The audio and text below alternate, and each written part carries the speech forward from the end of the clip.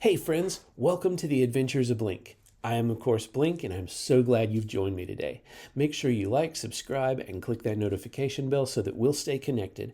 And of course you can drop by the blog at any time for more content as well. Now last week we made it possible to win the game. We created a win screen that only pops up if you beat all the levels. Today we're going to make it harder, or maybe easier, depends on your perspective. We're going to start by making a special brick that will be called the ball splitter brick. When this brick gets hit, it's going to create a new ball and cause it to bounce off in a different way so that you actually have two on the screen at once. Let's go create the brick. Okay, so one of the first things we have to talk about today is that we sort of took a shortcut in previous episodes because if you look at the way our game window works, the brick is not really its own object. It's just a rectangle that's been passed in and treated as a brick. But we're going to need to expand on that concept because if you just have the rectangle, you're missing out on a couple of key features. First of all, you need to know what type of brick you have in a world where there are different types of bricks. And second, you need to know what color that brick is going to be as part of the brick itself. Because we can't just color them all with the generic brick color. So we're going to start today. First, in the app config, we're going to come in here and next to the brick color in the game, we're actually going to make another variable inside of game that's for split color. And so the split brick is going to have a separate color. And I think what I'm going to do with this, I'm going to just do like 180, 0, 180 as sort of our color for that. That's going to be a purplish color because you got red, green, blue, so red and blue make purple. But it really doesn't matter as long as it's sufficiently different from the other bricks, which are bright green. So I'm just kind of looking to make some visual separation there so we can see. The next thing I'm going to do is actually go into our level. We're not going to play all of the levels, of course, this time, and I actually didn't want to go into level.py yet. We'll go back there in a minute. But I wanted to go into level 1 and actually make a brick in there that is a different number. So our level mappings are done based off of like a grid, right? And so you do like 1, 2, 3, whatever. You've got all the different types of bricks. We're going to make a brick number 2 that's going to mean splitter. So I wanted that in the level before we get started. Now, the next thing we're going to do is actually make a class for the brick so that we can treat it as an object in the same way that we're used to thinking of like the ball and the paddle. So we're going to come under core and we're going to make a new one called brick.py. Okay. Now brick.py is going to be fairly short because bricks don't actually do a lot. They just need to hold some data for us so that we can use them effectively throughout what we're doing. So I'm going to come in here, and of course we always have to import Pygame. We need those libraries available to work with rectangles and such, and we'll make our class brick. So what's in a brick? Well, there's a default constructor, and the constructor is going to take in some things that we need. So we're actually going to have to do some surgery on our currently built code to plug this in better. So here we're going to do a brick type, and we're going to pass in the config because we're going to need that configuration value to be passed in so we can use it for things. All right, so how do we set this up? Well, the first step is we're going to try to define the brick type. So we're going to do a match on brick type. What's coming in from here is just numbers. So that's what's coming out of the level 1.txt file will just be 1, 2, 3, whatever numbers are in the thing. So we want to do a match on this, and this sets us up for future brick types as well. If you wanted to have other ones that did special things, this is how you would set this up so that it can continually be extended. So we're going to do a case 2. And I'll just make a note on this for you. This is the ball splitter, right? So for this, we're going to do self.brickType. And this is now the class variable, not the input that's being passed. So we're going to do this equals splitter. Because I actually want the words, it's going to make it easier. Technically, it's a little bit slower to evaluate because of the difference between a string and a number, but it's negligible and it really helps readability. So we're going to do that today.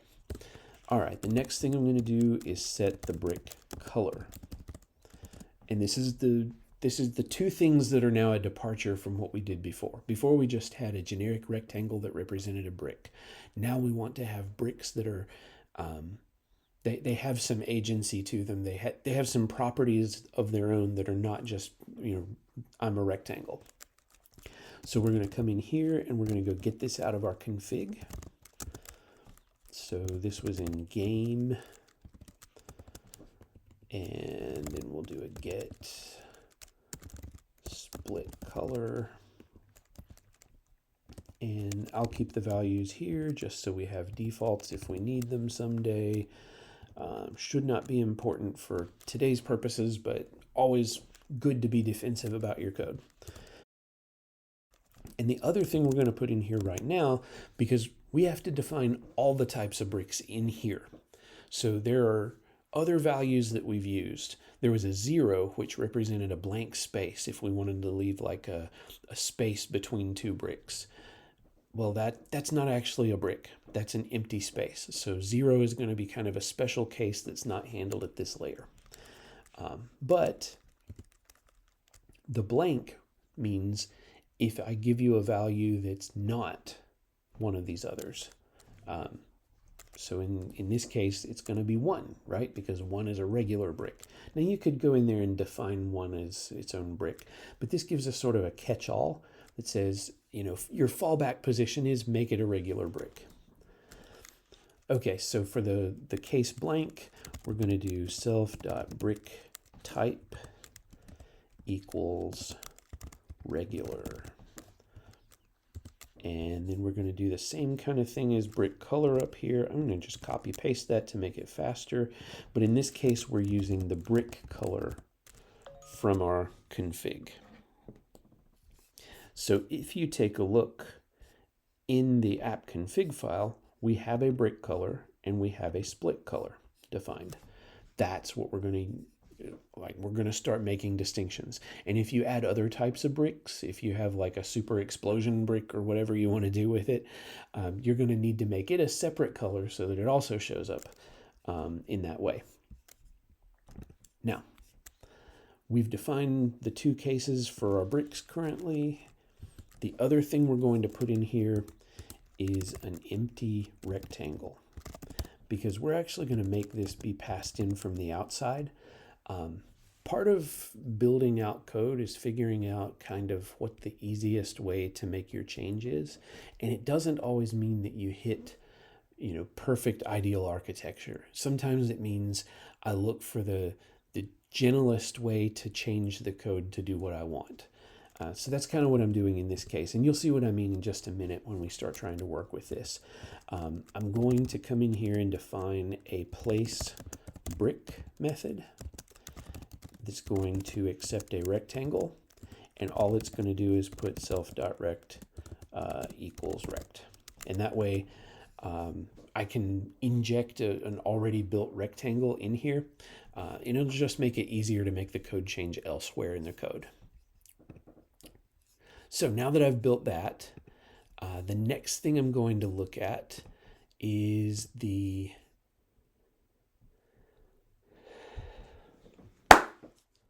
Okay, so now that we've established the brick, we need to make the application know that the brick was a splitter.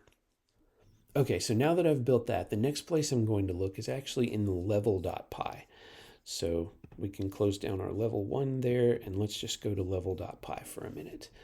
Okay, so down here is where we already handled the case of a regular brick, but now we're going to change the approach, because it's not just whether it equals 1, now it can't equal 0. So what we want to do is change this to a not equals and make this a 0. Okay, so what I'm doing is I'm saying that I'll put this in a comment so you've got it handy there too. 0 is a blank space, not a real brick. Okay, so if it's a 0, I skip it altogether and I just leave that space empty. But if it's not a 0, then I'm going to do something with it. I just don't know at the level creation layer what that is. So what I'm going to do is I'm going to create my rectangle the way I did before. But now I'm going to add in a thing that says new brick equals brick. And I'm going to do the column value that I was using up there. And I'm going to do the config. Okay. Now, that means I have to make a couple of changes to make this work. So the first thing is I got to do from core.brick import brick because I'm going to need that handy. The other thing I'm going to have to do is a level creation object is going to have the config associated with it. So I'm going to do a config entry there, and I'm going to do self.config equals config. Okay, that way I've passed in the config and I have it here to use. I know it's not being passed in yet. We'll go fix that in just a moment too when we get to the game window changes. But for now, we're working on the level pi, so we can kind of leave that hanging. It's just, if you were to try to do this on your own, you want to make sure you make a note someplace. I have to go update this thing. And of course, it will explode in your face and have lots of error messages if you forget it. So then happy debugging. But it might be easier if you write it down someplace and keep a note. Okay, so after we've created our new brick, then the next thing I'm going to do is I'm going to do new brick.place brick. And this is why I was talking about the idea of what it takes to gently nudge the code in the direction I want, because I've already built the rectangle here. I could very well move the rectangle building into the brick class. And that's probably the right place for it to live, is that we should be defining the brick, and that includes its placement and its location and its size. But if the rectangle's already here, why don't I just pass in the new rectangle and let that be the way that I handle it? Yeah, it's not ideal, like I'm not perfectly separating my concerns, but this is one of the trade-offs you make as you're editing existing code, is that sometimes you're going to build things in a way that it's just easier to do the wrong thing, so to speak. And this would be like a future enhancement thing, right? You could come back and say, we're going to do some cleanup here, and we're going to make it so the brick has its own agency to control the rectangle size and all that. But for now, this is what works, right? So we're going to just kind of keep moving along because we want our game running. All right, so the last thing I'm going to do here, I'm actually going to change these. I don't have to change the variable name, but this kind of helps with readability. So I'm going to make bricks the name of the variable, and that of course breaks these down here. So I'm going to make this bricks, and I'm going to make this bricks, and instead of appending the new rectangle, I'm going to append the new brick. Okay, so that's all the changes I needed in level.py. It now addresses the use of a brick object and brings that into play with what we've got going on. So we're ready to make all of the game level changes now, the game window level changes now. All right, so the first place I'm going to go in game window is up here when we load a level. And I'm going to change this to now incorporate the config. Remember the note we wrote for ourselves, right? So I'm going to do self.config right there. And that way the config gets passed into the level class, and then level can pass it to the brick class. Okay, so the next thing I'm going to change is the collision detection. Because now we're using bricks, we're not just using rectangles. So I have to make a small update there. Let's see here. So in this for loop of bricks, remember now the idea that I'm using bricks at this layer, it's going to pull in the class object instead of just the rectangle. So now self.bricks, I have to do brick.rectangle for the collision detection there. And that's really important because I've now made an object that contains the rectangle. I'm not just using the rectangle directly. So any place that I said brick before on collisions, I have to do brick.rect. Okay, and that change is relatively simple. Now, let's see, what else do I need? Actually, I think that's it. Okay, so now that we know we need to split the ball, let's do it. So what does it mean to split the ball? Well, in the context of our game, it means that anytime you hit the ball splitter brick, you're going to have two balls that came from that. And that means now there's two of them bouncing around on the screen, and we want to treat them differently. We want to treat them, well, we don't want to treat them differently. We want to treat them independently. They're not going to stay in sync with each other. They're just going to move around and do things. How would we do that? Well, let's think about the way that we handled the ball mechanics before. We created, if you come back all the way to the top of the game window class, you'll see there is an object called self.balls, and we append a ball into that collection. Now that's really important. This was a decision we made a long time ago that's now paying off for us. Because if I came to you and said, now you have to change everything to work around balls instead of just a single ball, you're probably having to do a bunch more surgery and make some trade-offs and make those decisions. But when I first wrote the main game loop, I was thinking about this as the add-on object that I wanted to make, the ball splitter. And so I went on ahead and defined balls as an array. And I think we might have talked about this probably back in like episode 2 or 3, somewhere in there. I'll see if I can find it and link it for you. But what really made this interesting is that by having an array, when I come down here to do the collision detection, let's get back down here to the collision. Remember that the ball update is already handled as a collection. So I go through this list of balls, and in general, up to now, we've only ever had one ball. So with that collection in place, all we really have to do is add a ball into the collection at the right time. So when is the right time? Well, when the ball has collided with a splitter brick. So let's decide that. So if the ball rectangle collides with the brick rectangle, then we check the side and we got a brick hit. This is all good, right? So we now know that we've hit a brick. We need to add one more if to this. And the if is going to say if splitter is in brick.brick type. So we're interrogating the brick type and saying, or we're interrogating the brick and saying, hey, what type of brick are you? And if it says it's a splitter, it's time to actually create a new ball. So what we're going to do is make a new ball. I'm just calling it ball 2, and I'm going to make a ball object. So the first thing I need is a tuple for the location. Well, it's going to be in the same location as the ball that already exists. And remember, we never compare balls to see if they collide with each other. We've only ever made the balls collide with bricks and with walls and the paddle. So I can put these in the same place without any fear of anything bad happening.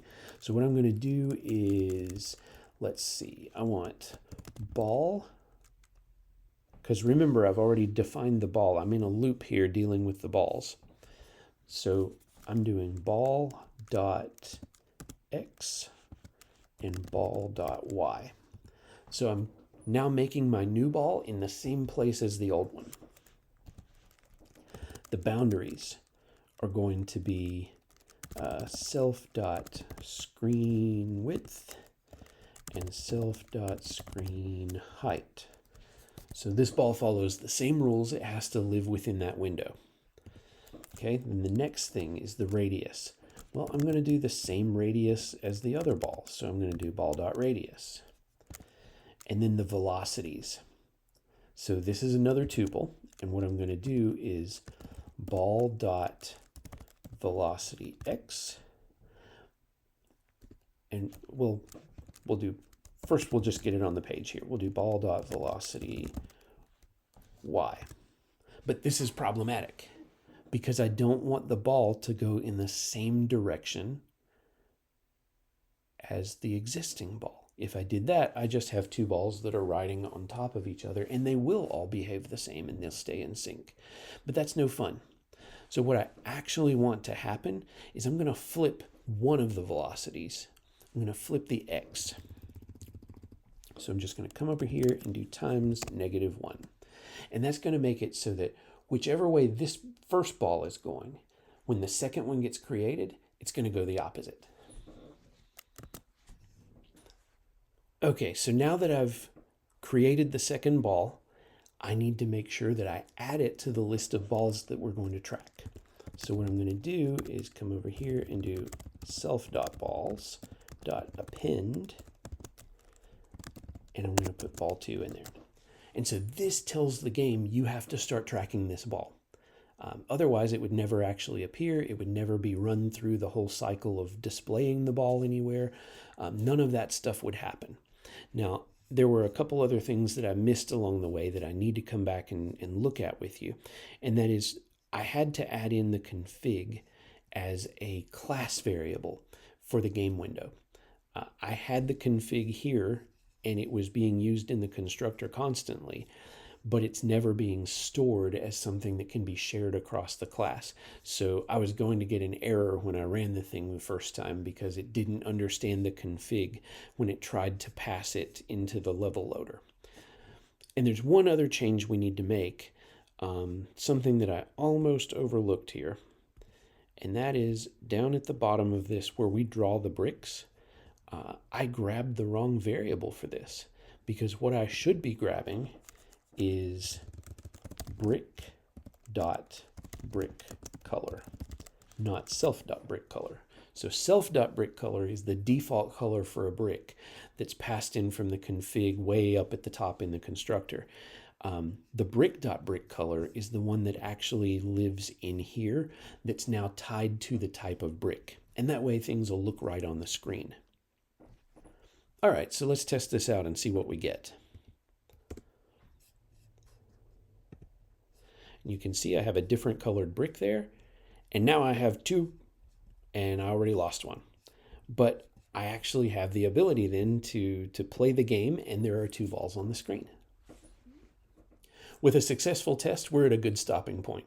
Let's go on ahead and push our changes up. And we're going to do git add dot. That way we pick up the new file for the brick class. We're going to do git commit -am to get all of these together, and we're going to talk about ball splitting brick has now been added to our set. And we'll do git push